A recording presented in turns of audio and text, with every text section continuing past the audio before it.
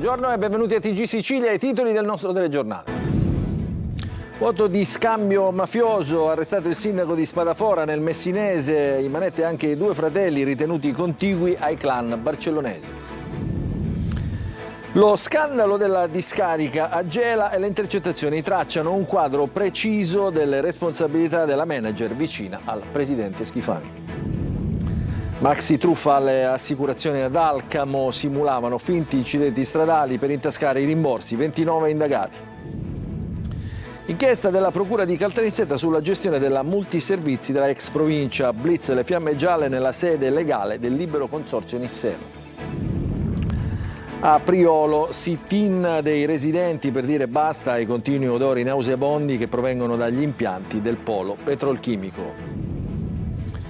Mondello, emergenza spazzatura in spiaggia. La società italo-belga non avrebbe sufficiente personale per provvedere alla pulizia. Non sarà modificato il bando della discordia. L'assessore regionale all'agricoltura Luca Sammartino lancia un messaggio agli alleati autonomisti e rimanda al mittente le polemiche. Calcio, il Catania torna su Fabio Caserta per la panchina rossazzurra. Ripresi i contatti tra le parti, l'alternativa è Longo.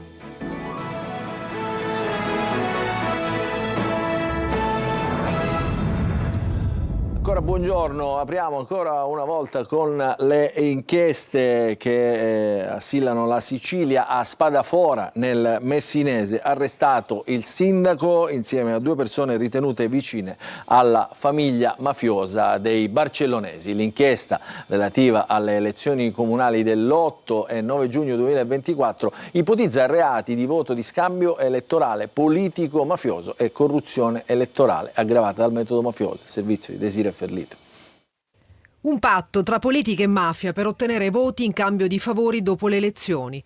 È l'ipotesi al centro dell'inchiesta della Direzione Distrettuale Antimafia di Messina, che ha portato agli arresti domiciliari del sindaco di Spadafora e di due fratelli, ritenuti contigui alla famiglia mafiosa dei barcellonesi. Secondo gli investigatori, in occasione delle elezioni comunali dell'8 e del 9 giugno 2024, i due uomini avrebbero procurato voti a favore del candidato sindaco, facendo leva sulla loro presunta contiguità alla criminalità organizzata e influenzando il consenso anche al di fuori del proprio nucleo familiare. In cambio del sostegno elettorale ricevuto, il primo cittadino avrebbe poi adottato una serie di atti amministrativi utili ai due fratelli, tra cui l'assegnazione di parcheggi pubblici, agevolazioni fiscali non dovute sull'IMO, procedure semplificate per pratiche relative a immobili sequestrati e cambi di destinazione d'uso. Ma l'inchiesta ipotizza anche un secondo filone. Il sindaco risulta infatti indagato insieme a un insegnante di 51 anni per corruzione per un atto contrario ai doveri d'ufficio.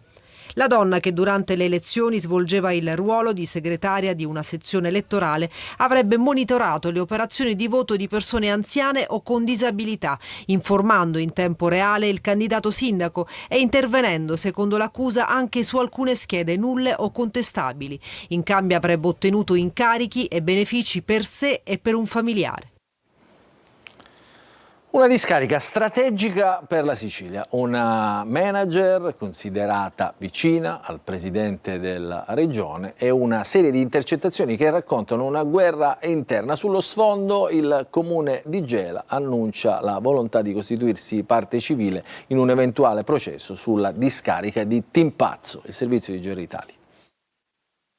La chiamavano la Vasca e la Vasca è della piattaforma rifiuti di Timpazzo a Gela, finita al centro dell'inchiesta della DDA di Caltanissetta su presunti conferimenti irregolari e violazioni ambientali. Il nome che attraversa le carte è quello di Giovanna Picone, manager di impianti SRR, società che gestisce il sito e figura considerata vicina al presidente della regione Renato Schifani.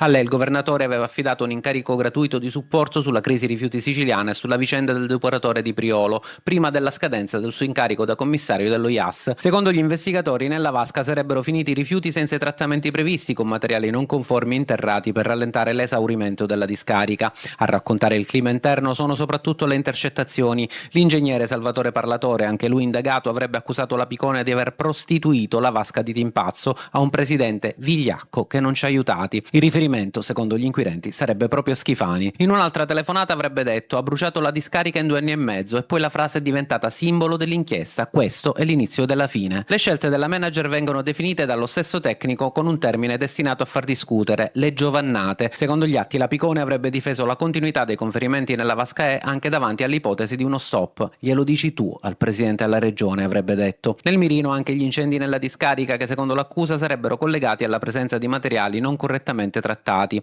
Intanto l'amministrazione comunale gelese apre un ulteriore fronte, quello del territorio che ospita l'impianto e che oggi chiede chiarezza sulle conseguenze ambientali. Vogliamo capire, vogliamo sapere tutto quello che è successo, e già preannuncio che come sindaco del comune di Gela, qualora l'inchiesta andasse avanti e fosse confermato quello che apprendiamo dai giornali, ci costituiremo parte civile. 5 gli indagati finiti ai domiciliari. La società Impianti SRR è stata sequestrata e affidata a un commissario giudiziale.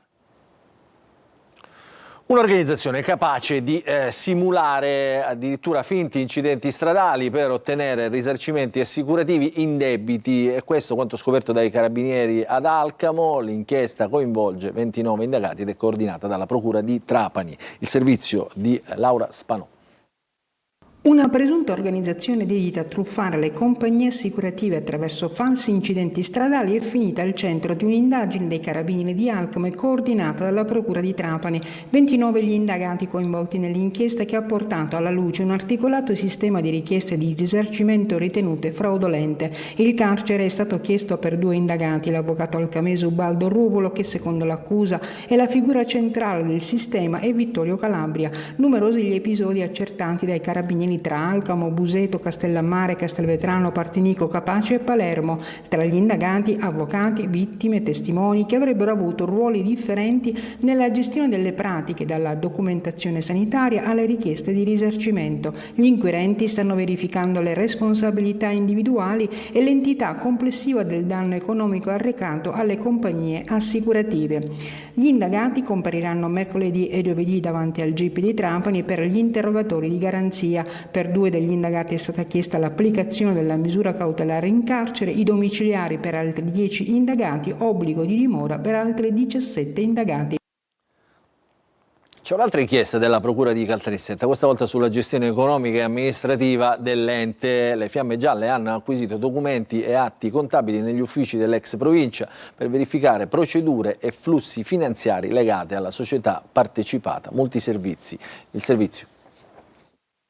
Controlli della Guardia di Finanza questa mattina negli uffici del Libero Consorzio Comunale di Caltanissetta, l'ex provincia regionale. I militari del nucleo di polizia economico-finanziaria, su disposizione della Procura, hanno effettuato un accesso mirato negli uffici dell'ente, notificando un ordine di esibizione e procedendo all'acquisizione di documentazione. L'attività investigativa ha riguardato in particolare gli aspetti economici e gestionali della struttura pubblica, con un focus sulla società in-house Multiservizi partecipata dal Libero Consorzio.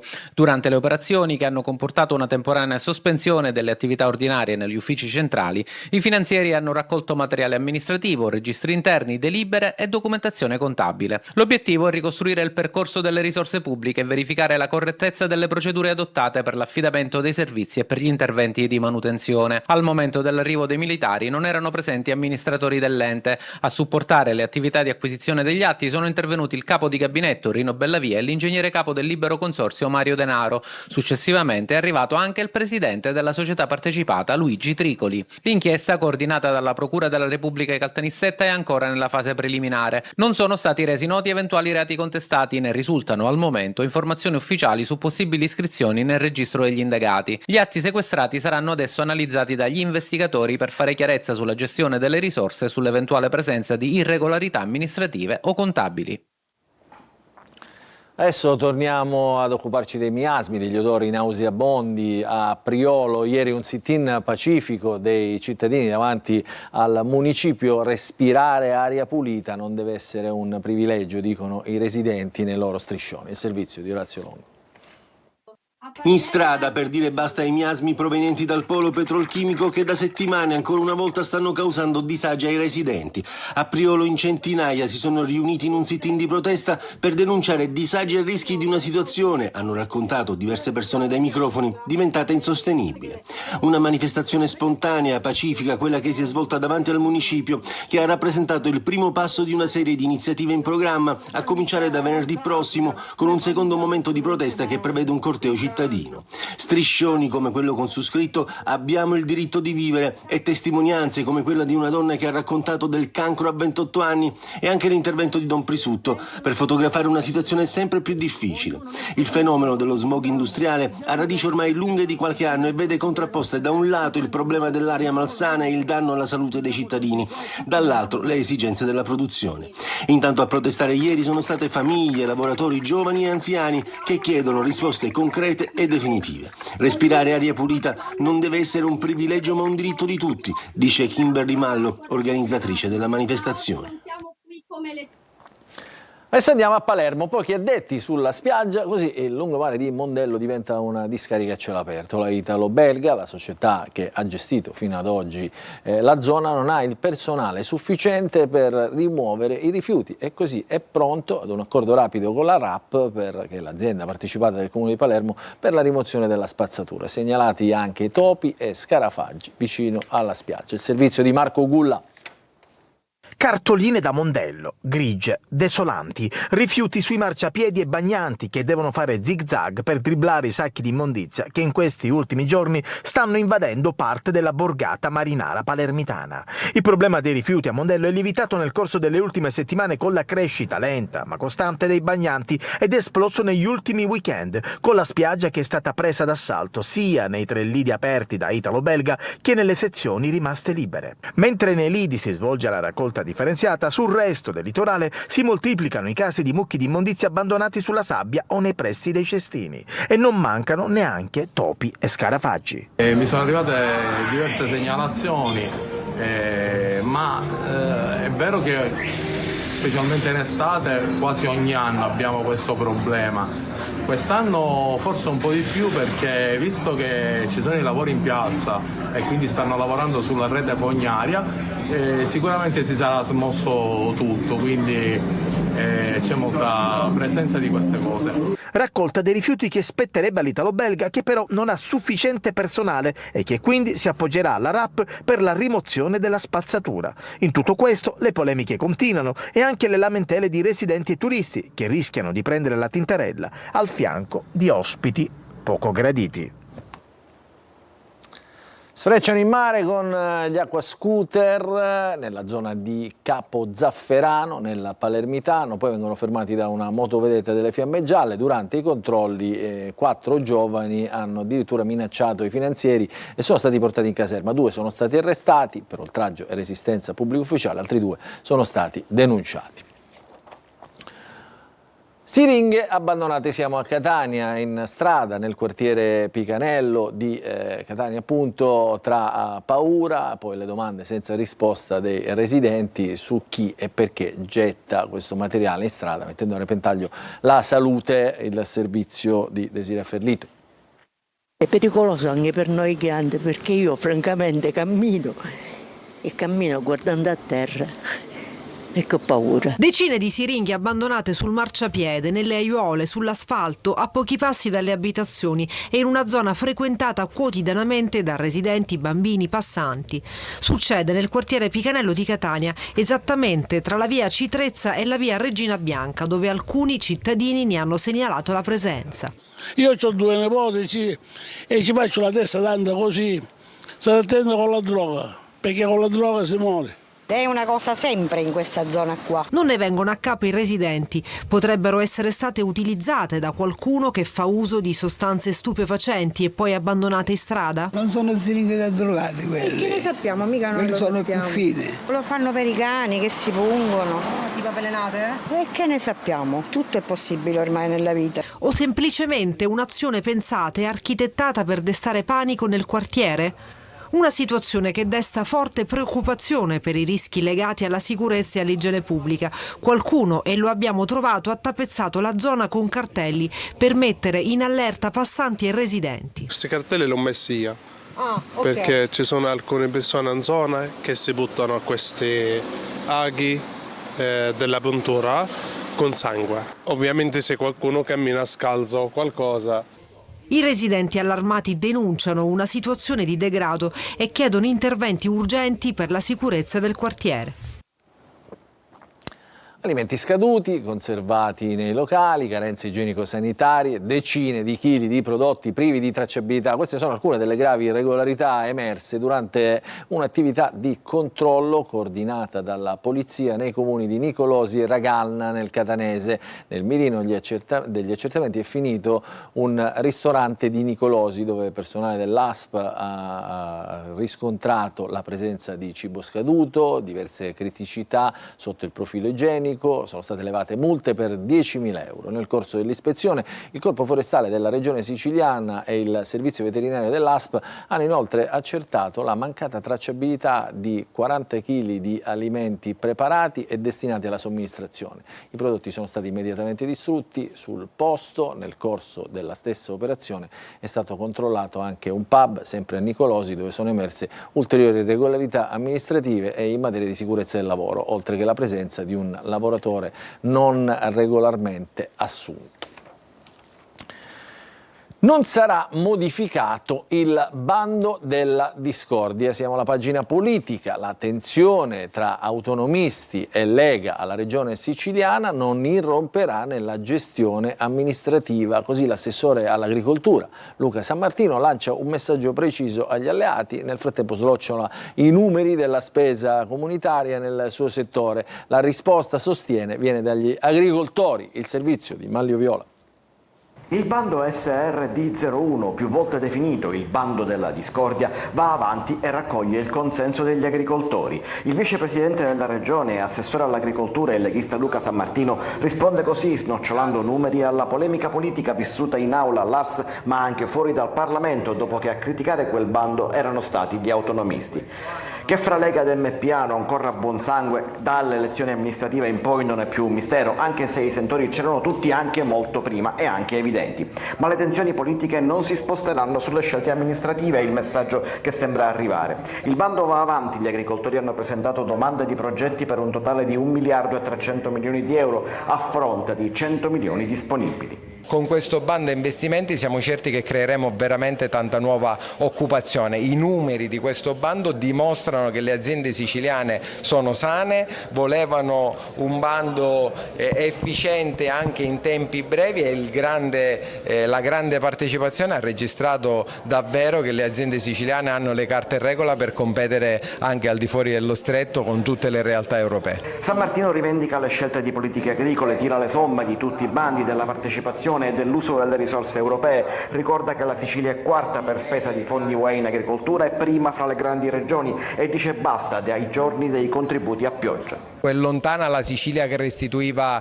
i fondi al governo nazionale e alla comunità europea, oggi siamo il traino dal mezzogiorno del paese di come la buona amministrazione riesce a spendere i fondi che gestiamo ma soprattutto le risposte che diamo agli agricoltori siciliani. Resta lo scontro in corso fra Lega e autonomisti, ma resta in vigore, nonostante l'ordine del giorno all'ARS, anche il bando che gli autonomisti volevano fosse modificato.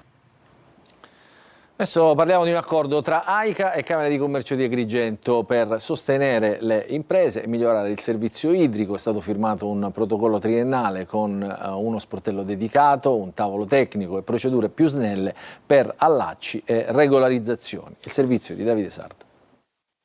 Un'intesa per mettere ordine, sostenere le imprese e rafforzare la legalità nel servizio idrico. AICA e Camera di Commercio di Agrigento firmano un protocollo di intesa triennale che punta a rendere più semplici e veloci i rapporti tra aziende e gestori dell'acqua. Rispondiamo anche ad un grido di allarme di tutta la popolazione agrigentina che ci chiede l'acqua, che ce la chiede tutti i giorni e che ci chiede anche di pagarla meno. In questo modo noi riusciamo anche dall'altra parte a fare in modo che si possa andare serenamente nelle attività più sensibili, ci riferiamo ad esempio alle attività ristorative, alle attività turistico-ricettive. L'accordo prevede campagne informative, un tavolo tecnico permanente e uno sportello dedicato alle imprese per agevolare allacci, contratti e percorsi di regolarizzazione. L'obiettivo è accompagnare le imprese verso la piena conformità amministrativa, ma anche garantire loro un'attenzione particolare nella ricerca delle soluzioni ai problemi che possono incidere sulla continuità delle attività produttive. Nessun costo aggiuntivo per le parti. L'obiettivo è garantire servizi più efficienti, risposte rapide alle criticità e maggiore supporto alle attività produttive del territorio, puntando su qualità, sicurezza e sviluppo economico. E restiamo ad Agrigento perché adesso vi mostriamo e vi facciamo ascoltare la grande musica di Gioachino Rossini che ha inaugurato la stagione 2026 del Teatro dell'Efobo. Il servizio.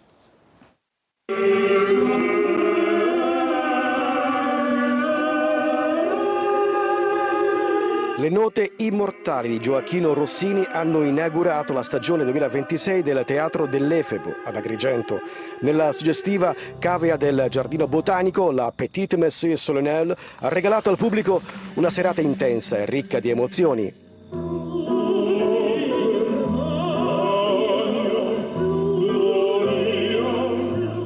Secondo me il segreto sta nel modo di scrivere di Rossini, che diciamo che è un intramontabile, ha una scrittura che sicuramente andava bene ai suoi tempi, ai giorni nostri e sicuramente anche per le generazioni future. Ha trovato sicuramente nel modo di comporre un assetto comunicativo che è adatto veramente a qualsiasi generazione. Composta nel 1863, l'opera è considerata uno dei capolavori più importanti della produzione sacra rossiniana, una pagina musicale che unisce spiritualità, eleganza e grande forza espressiva, mantenendo intatto il suo fascino a oltre 160 anni dalla sua creazione.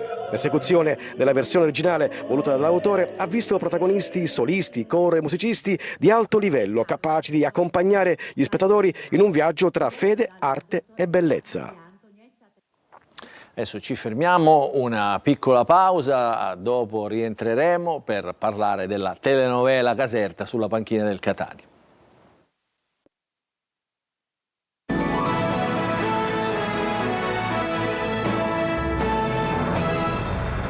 Entriamo in diretta, apriamo la pagina del calcio per raccontarvi quella che ormai chiamiamo la telenovela Caserta, perché il Catania torna proprio su Fabio Caserta che diventa ancora la prima scelta per il nuovo allenatore della panchina rossazzurra. Sono stati ripresi i contatti tra le parti, l'alternativa però resta Longo. Il servizio di Sergio Colosi.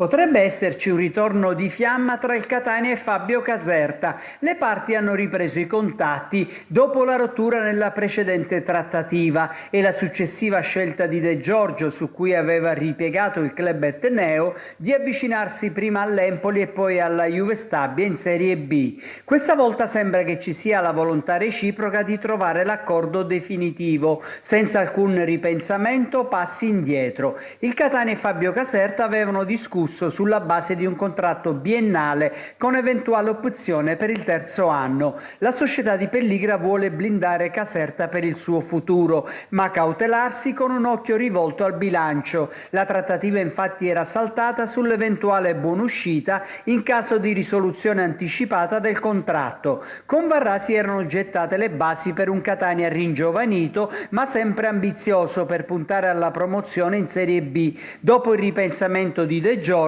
la società ha valutato i profili di Emanuele Troise, Giorgio Gorgone ed Emilio Longo, quest'ultimo rimasto in corsa quale alternativa a Fabio Caserta, che rimane la prima scelta, adesso più che mai.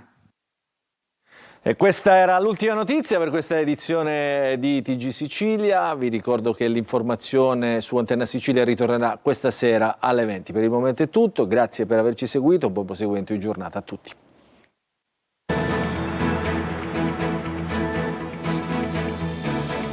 Entra nel mondo dell'informazione con l'app Sicilia Web. Resta sempre aggiornato con le news e le live in diretta.